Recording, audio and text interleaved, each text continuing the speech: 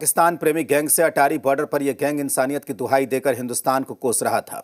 इस गैंग में ऐसी महिलाएं भी शामिल हैं जिनकी शादी पाकिस्तान में हुई लेकिन उनके पास नागरिकता भारत की है। पहलगाम हमले के बाद भारत पाकिस्तान ने पाकिस्तानियों के वीज़ा रद्द कर उन्हें 48 घंटे में भारत छोड़ने का अल्टीमेटम दिया। ये महिलाएं देश हित में हिंदुस्तान के साथ खड़े होने की बजाय पाकिस्तानी राग अलाप रही थीं।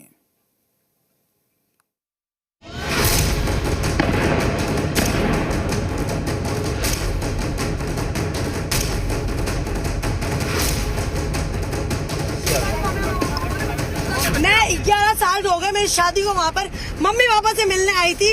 विदिन 48 आवर्स में खाली करो। निकल गए मेरे 2 बच्चे बॉर्डर के उस पार खड़े हुए अपने पापा के साथ।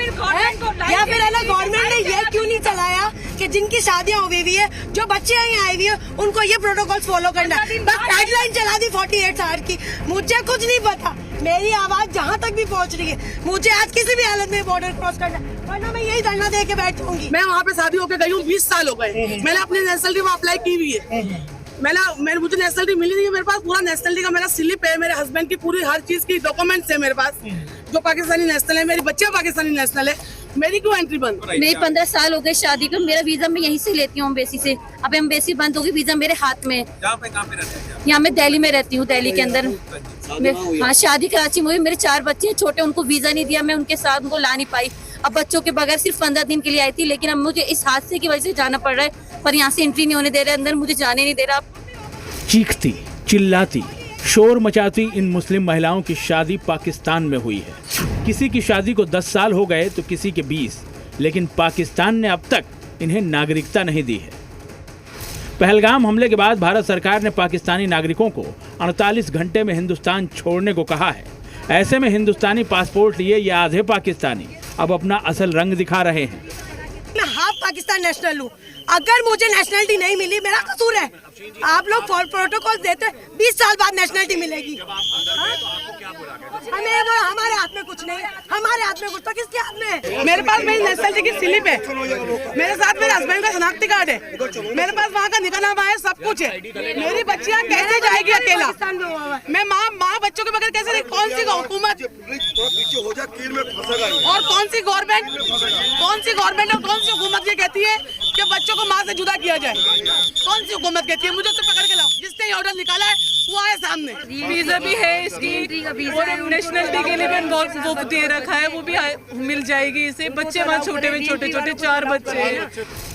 पाकिस्तान में ब्याही गई इन महिलाओं का आरोप है कि जरूरी दस्तावेज होने के बावजूद इन्हें वापस नहीं जाने दिया जा रहा है। इनका पाकिस्तानी प्यार कुलांचे मार रहा है। हिंदुस्तानी सरजमी अब इन्हें रास नहीं आ रही है।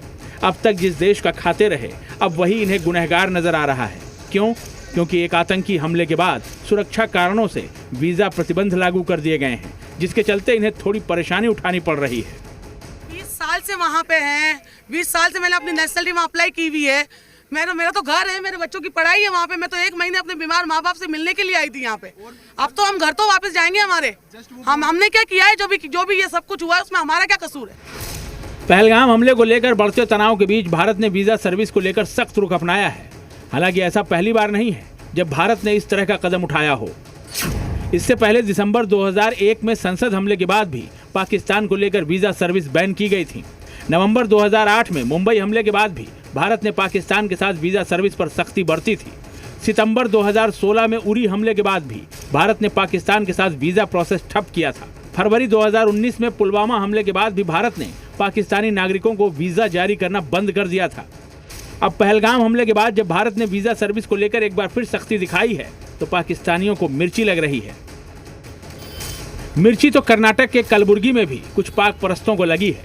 पहलगाम में हुए हमले से आक्रोशित कुछ लोगों ने यहां सड़क पर पाकिस्तान के झंडे लगा दिए, ताकि हर कोई उसे पैरों तले रौंद कर पहलगाम में मारे गए टूरिस्टों को अपनी श्रद्धांजलि दे सके। लेकिन कुछ मुस्लिम महिलाओं को ऐसा करना रास नहीं आया। उन्होंने ये कहते हुए पाकिस्तान के झंडे सड़क से हटा दिए कि ऐसा करने से उनका दिल दुखता है। पहलगाम में हुए आतंकी हमले से इनका दिल नहीं दुखा, इन्हें तकलीफ नहीं हुई, लेकिन सड़क पर उन आतंकियों को पालने पोसने वाले मुल्क का झंडा लगा तो इन्हें तकलीफ होने लगी। इन्होंने तुरंत उन झंडों को हटा दिया। अगर हमारे झंडे की कोई बेहुरमती करेगा तो हमारा भी दिल दुखता है। ऐसे ही वहाँ भी लोग शरीफ हैं, उनके देश का झंडा है, ये सब नहीं करना, इससे कुछ फ़ायदा निकलेगा नहीं। कुछ फ़ायदा निकले तो चलो ठीक। सबूत की तो बात दूसरी है, हाथ पाकिस्तान का ही है बाकी, और हमारा कोई पड़ोसी मुल्क ऐसा है नहीं जहां से हमारे खिलाफ कोई साजिश रची जाती हो। पाकिस्तान से ही 40 साल से यही साजिशें रची जा रही हैं। सवाल यही है कि हिंदुस्तान में रहकर आखिर ऐसे लोगों का दिल आतंक परस्त पाकिस्तान के लिए क्यों धड़कता है? क्यों ये लोग भारत में रहकर, भारत का खाकर पाकिस्तान का गाना गाते हैं? ब्यूरो रिपोर्ट, जी मीडिया। और रुकेंगे एक ब्रेक